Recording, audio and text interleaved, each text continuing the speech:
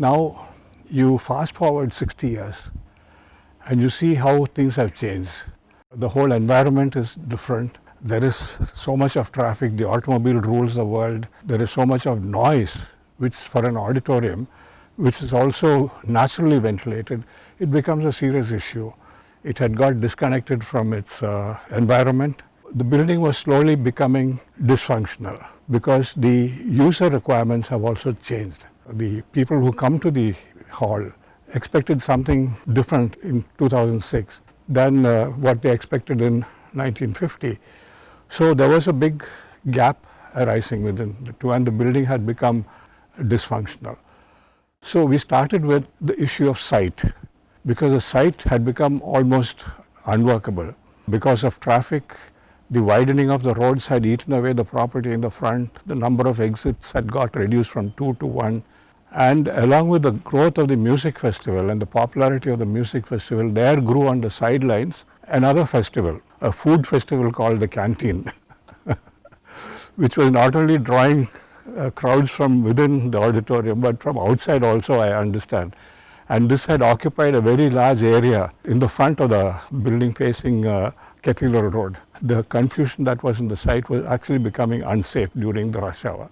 So we did in the beginning a complete site analysis before approaching the actual building design, and found that though there was heavy and chaotic usage of certain areas of the site, some other areas were lying in very disused condition. That was the area at the back.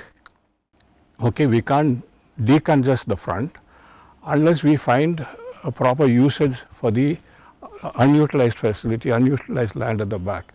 So we went about reorganizing the whole infrastructure, the utility infrastructure.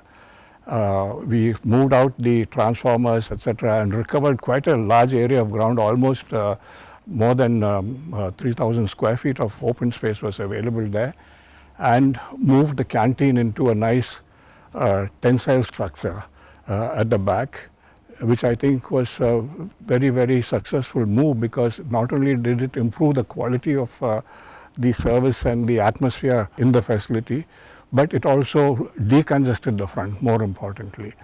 Once the major stumbling block in the front was removed by moving the canteen out, then we could organize the entire front of the building to cater to proper pedestrian and vehicular movement. We reopened the second gate so that we could have a one-way movement, and we got in probably about, if I remember right, about 50 to 60 car park, though that is not fully adequate, but it was better than 10. We created enough space in front of the building to allow for the audience to come out and relax during the nice winter evenings, and the whole atmosphere went up, atmospheric quality went up, or environmental quality went up by leaps and bounds. We also had to deal with the problem of sound and noise. It was not designed for centralized air conditioning, and it was open. So we had to keep the sound out, and it's not possible to keep the sound out in a naturally ventilated facility. So we tackled all those issues and created enough moving space, recovered spaces from various other miscellaneous uses which had crept in. And by the way, we removed several tons of electrical cables and other things and unwanted boxes, etc., and really upgraded the lobby, which is actually part and parcel of the activity of the music season.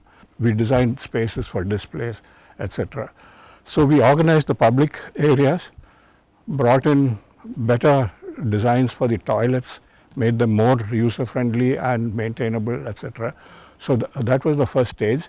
And we did some tinkering with the sound system, but not much, because it was almost unworkable at that point, and users were mostly bringing their own equipment, which was not a satisfactory solution, because their equipment may not be a match for the acoustic quality of the building.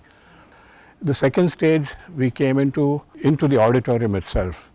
We reworked the entire seating system. The seats were very crowded, uncomfortable, and had become old. So we improved the quality of seating, but there were restrictions because of the structure. But with better and more compact chairs and more comfortable seating, we were able to provide a better seating arrangement. The Academy agreed to lose, I think it was about 400 or 500 seats in the process. But I think for those who were in the auditorium, this compromise was quite a good improvement.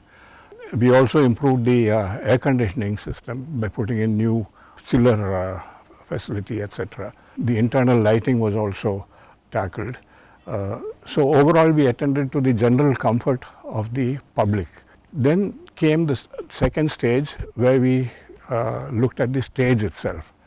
The stage had been designed for a totally different kind of facility. In fact, it was, I think, a very small stage and more suited only for Carnatic music groups. It was only about 30 feet wide by 30 feet deep, and there was a lot of excess space in the wings, which was not utilized well, and it was turning out to be a junkyard. So in this context, you also have to know that this auditorium is catering not just for music, it is also catering to all kinds of performances, starting from orchestras to plays to even some film shooting, I understand, takes place here. So the stage had to be as large as you could make it. Of course, with the facility of making it smaller in area for certain specific uses. The stage size now has gone up from 30 feet width to almost 62 feet in width. And the depth also was increased by about 5 feet. And you have a very big stage, which has improved the the quality of vision and other things considerably from what it was earlier. We improved the surface of the floor. We put in proper wooden flooring, which had deteriorated over time. And also we did a very basic improvement of the lighting system. We brought in the lighting gallery and the fly gallery, where we could lift up the scenes and drop them. The building had been designed for it, but those facilities didn't exist. For example, if you see above the stage, there are actually 3 levels. The height above the stage is more than the height of the stage opening itself. But the facility was not utilized. But we brought in the facility where scenes could be, the fly gallery as you call it, scenes could be lifted up and dropped down. And it gave a lot of flexibility for those who are planning productions. They had better potential to do things with it. We also brought in the concept of fire safety, because this is badly missing. I think over a period of time, apart from the addition of one additional fire escape staircase on this side, on the eastern side, nothing else had been done. We brought in a firefighting wet riser system, a firefighting sump, standby pumps, etc., and made it an up-to-date and safe auditorium from the point of view of fire safety. The next improvement came a couple of years ago, when even the basic sound improvement that we had done was not adequate, because the sound technology had gone up, had progressed very far, and we got David Santwan to come in. Now, as far as the hall acoustics was concerned, he did a computer analysis of the whole thing and came up with the shapes which he felt was ideal acoustically. To increase the reflections from the sidewalks using specially designed diffusive elements, 18 to 20 feet tall, some of them. This, along with other acoustic tricks, which would reduce the dead feel of the hall, improve the sense of space, a wider sound stage, and liveliness, even for natural acoustic performances such as orchestras or live bands. Very uniform acoustics across all the seating areas of the auditorium, the balcony and front areas. And we also fixed problems with the FO reflection areas, the rear wall, the proscenium, the columns, parapet wall, and so on. External noise ingression was fixed by special seals for doors and windows, sealing off cavities and openings. The audio system was custom designed to integrate with the auditorium. It was important that the sound localization was from the stage, and the increased lateral reflections from the side walls could be leveraged by the loudspeaker design.